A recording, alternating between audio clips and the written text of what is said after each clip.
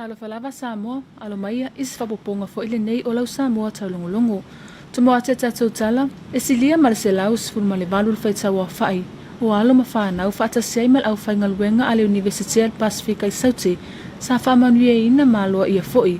Lea mana ia ina lo latou tautinga inisio whailonga, tusonga luenga sa whaatino ina, maua mai a manuia, alai sa ili ilinga whaatino ina, maile vai tausanga lua felua se fulu ile lua felua tasi, o se atelenga le nei o le report. Tusa marselau sfulma le valu faitaua fai o alo mawhanau, papea fo ile au whaingaluenga le Universitatea Pasifika i Sauti i Samoa nei, sa whamanuia ina maloa ia fo ile amana ia ina o latou tautinga.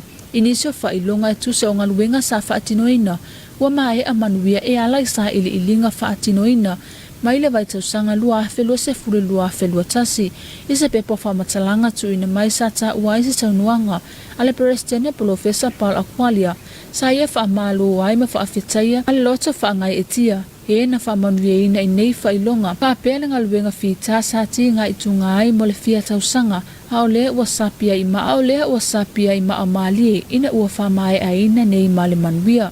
Sa ia whaupopo fo i whapea, o nei suenga po sa ili ilinga sa whatinoina, o se mea sili o na fia iai, mai tari tonu o le winga o nei sa ili ilinga, o le a whaatu winai ni suwinga le lei mo le alualu iluma le Universitatea Pasifika, ai mese o alo mawhanau si tatu watunu o loha o ta winai.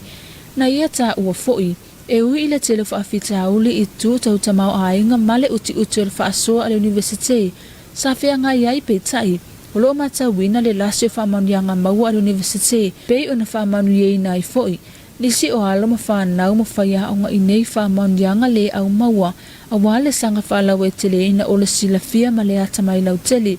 Mai whao Sofia i foi le tele o alo mawhanau, uia nei au wala ho awa onga wausia, nei alo mawhanau, masanga whaawa wina i lava, a wafa amandianga ma saa mai mo Samoa nei, tabtalo kitiona mo lau Samoa Taulogologo.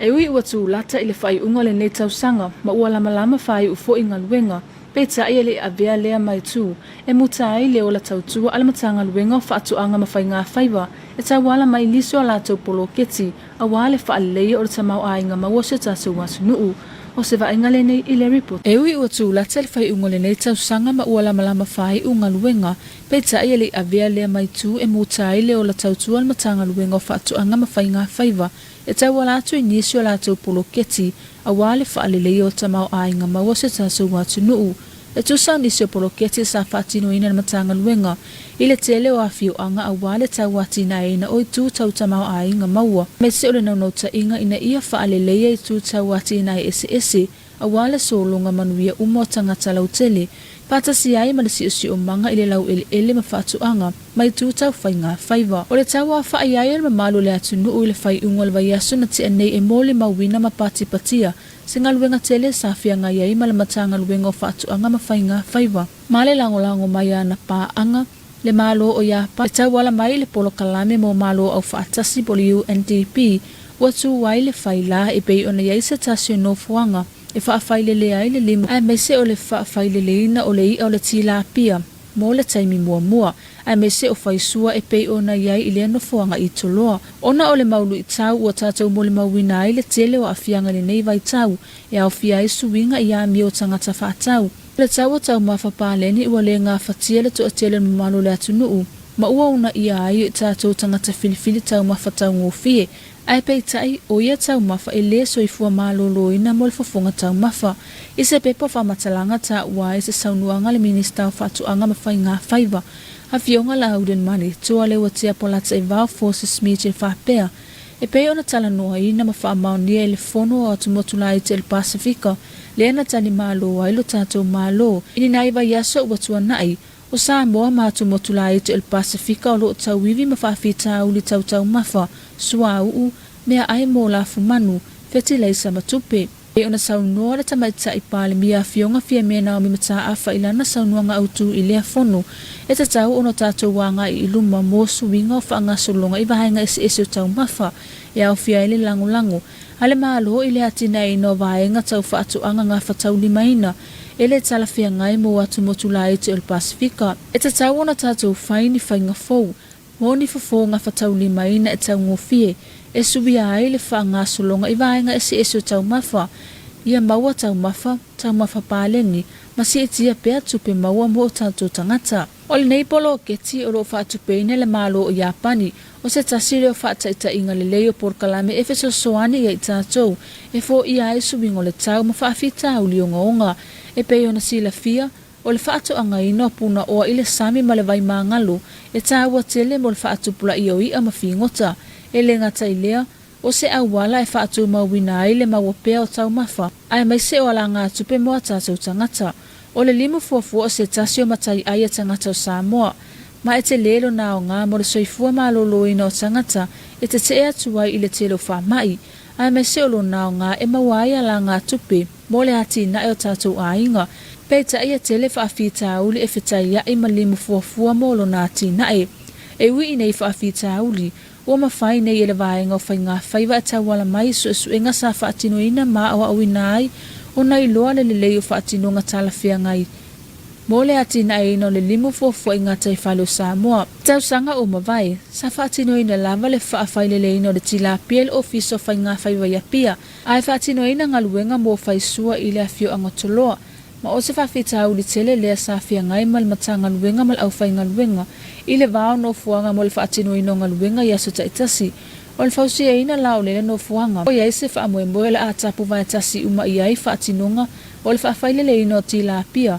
Vai sua ai me se ngā luenga foule nei. I le limu fuafua o se awala ua tala whia ngai le lei. E whaatupula iai puna oa. E whaafai le leina. Ai mai se o le whaafai ngofie ina whaatinonga le matanga luenga.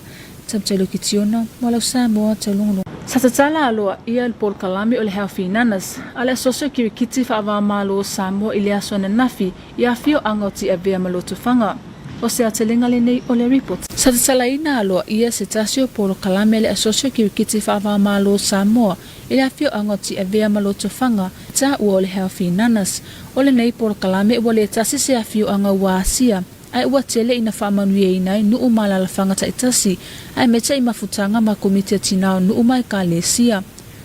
O le aunga mal whaamoemoe o nei Paul Kalami.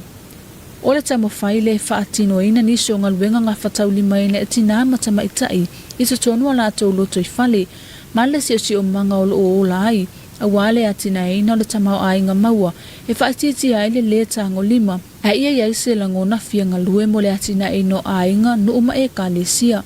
O le nei Paul Kalami o matawina le te leo na sauta ua, i le atina ino ainga, i ngā luenga whaatino atina matama itai, pei ono lato whaamatuina atu nisi o whala au aina tuto, o se au wala of sosoane matanga luenga whaatuanga mwhai ngā whaiva, i langolango ina aina i atina e tā ua.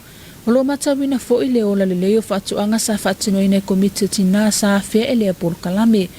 O le isi sini au tu o le whaatino ina le Paul Kalami, o le tamo whaile e te te atu sa wanga whaasanga i tina matama itai, e pei o na whaatu a tapuni aloa i ai le whaangasoro ino le nei Paul Kalami o le malu i whale, mo le se fulu o no aso le matanga luengo tina matama itai, hati na e o a fiu anga maanga fiso o tai, e pei o na awhia ai a fiu anga filifilia, mo le whalawe tele ino a wala, a fia ai sa waina o tina matama itai i te sono ainga, tabtalo kitiona, walau Samoa. O le afesina tatou malolonga pupu o na tuataliu mai lea, moranga ngana pa Britania. We're going to have some short commercial break, then we'll be back.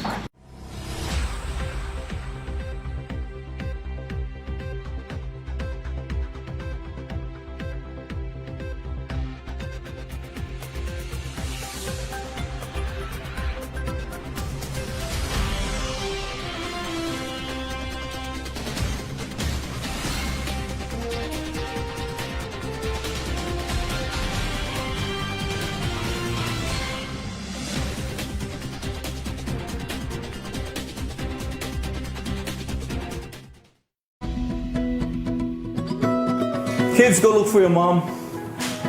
Samoa is a beautiful place, but we must remember that our beautiful island home is vulnerable to disasters, and emergencies can happen at any time. To help you plan, prepare, and protect, the Disaster Management Office has some tips to help keep your ainga safe. Help your family build an emergency kit that contains the essential things your family needs. Keep these things in a strong portable bag in case you need to evacuate. Don't forget the passports, enough drinking water, and canned and dried foods for a couple of days. Don't forget the can opener. Oh, thank you. Don't forget the can opener. Make sure to pack a first aid kit and any essential medicines, torch with spare batteries, radio, and spare clothes. Discuss where you will meet. What is the safest place in your house or village? Where are your emergency supplies stored? Remember to plan for emergencies and include your entire family. The more they're involved, the better prepared they will be. Plan, prepare, protect. Yay!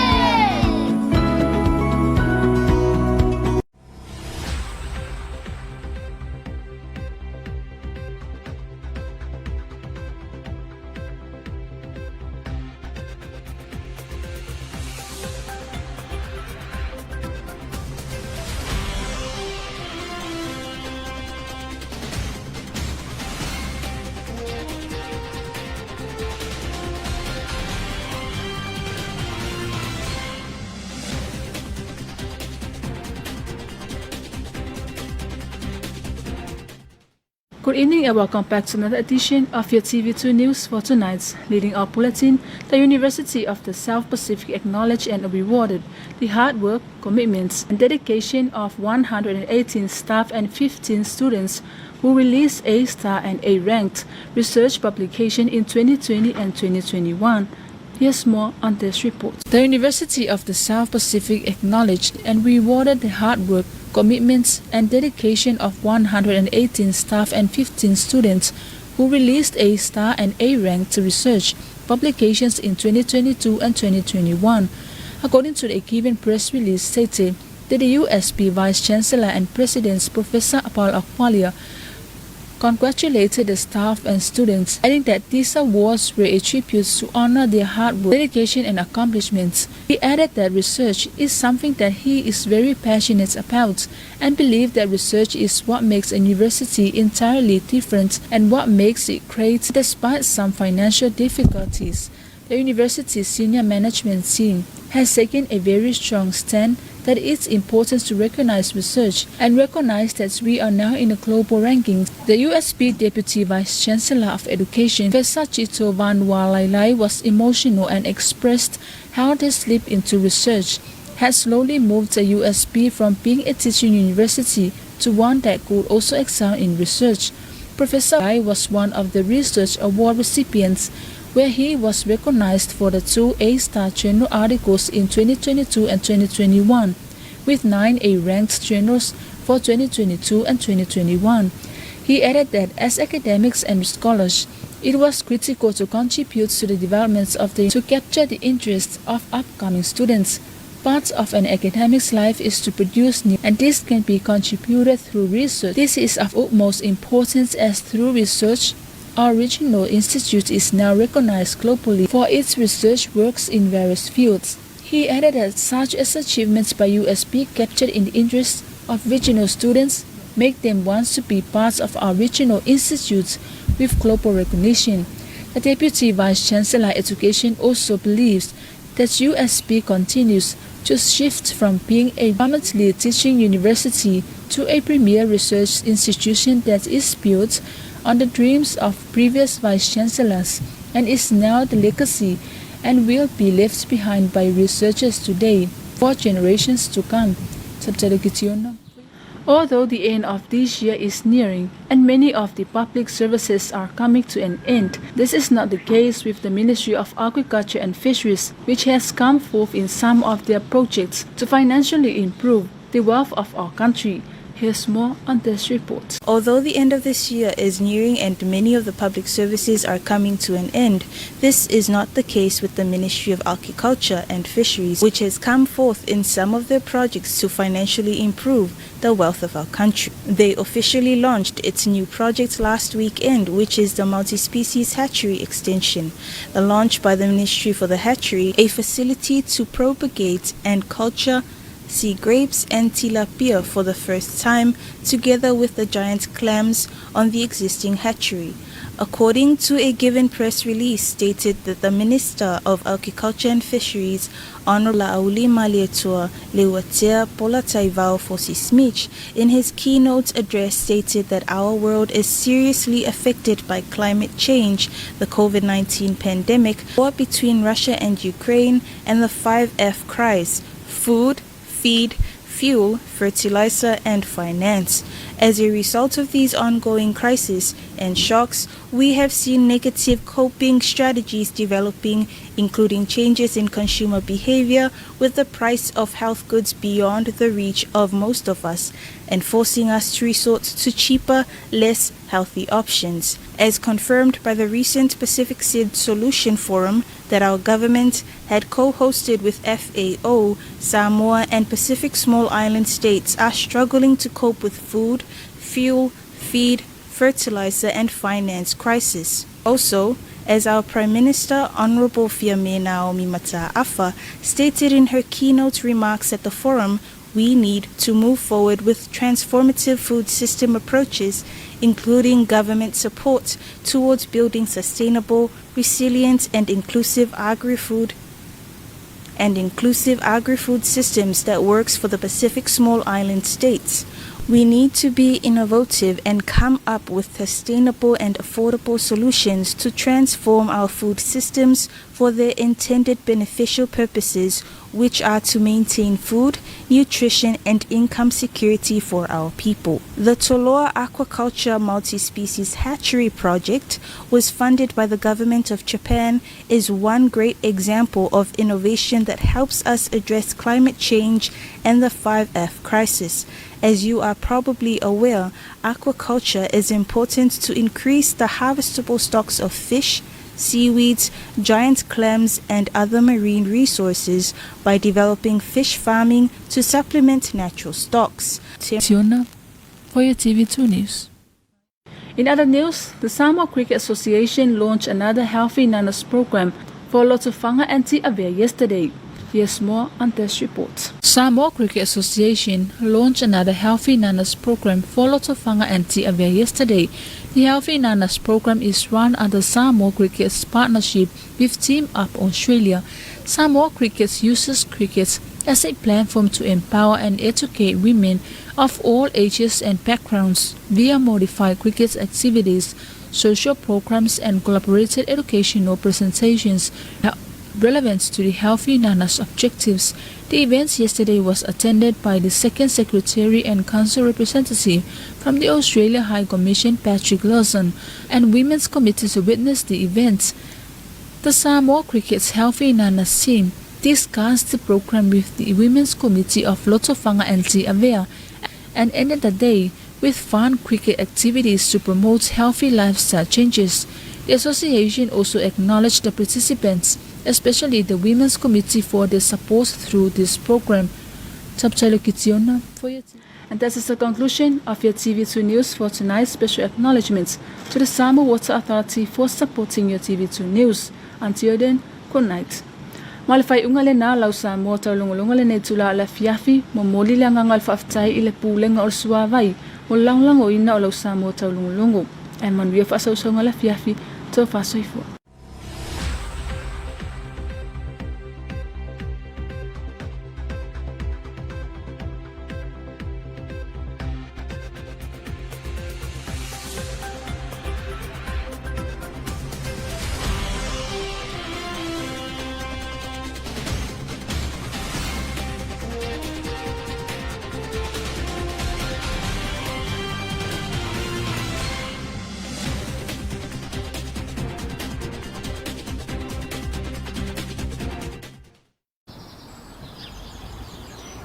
Tama, e iei se meo whale tonu laupiri. Aia, o ke lele mako pirin masingal nge. E ono mafua ona iei ni liki tu tonu lo whanua. Ea? E mawhai ona siaki whanga aina lea lau mita. Whapewheng whangamea? Tape umahutu paipa. Siaki lau mita lo suavai, ai a whai o ta avili pea. O lo na winga o lo iei ni liki.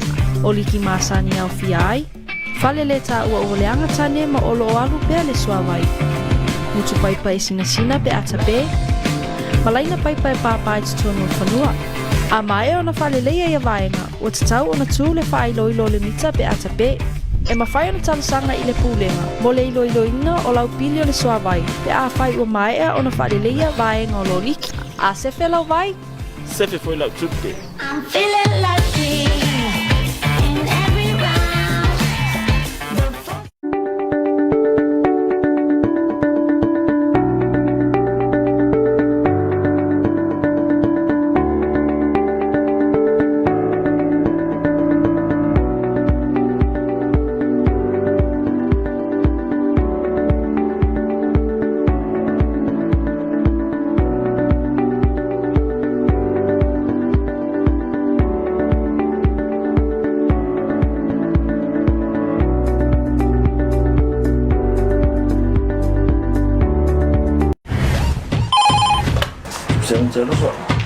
Se kuri mea sau kawalengan mo ay mas ni Vaikeli.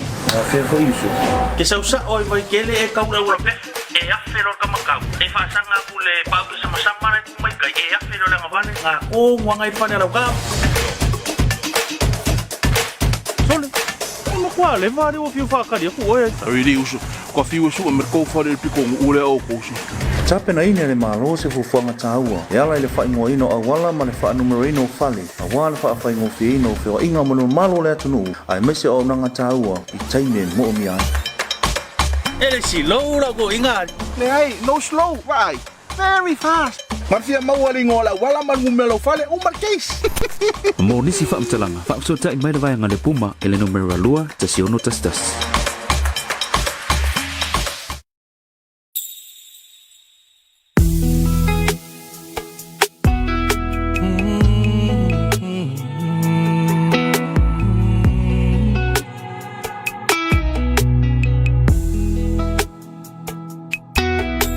Lele maluma yo pese-pesenga mai ele savili Atata mai maua le kitara Tino amaniti Sama leo malupe ni angelu Elongo yo utino Umfana mai lo tatu faaola Oye, oye su keriso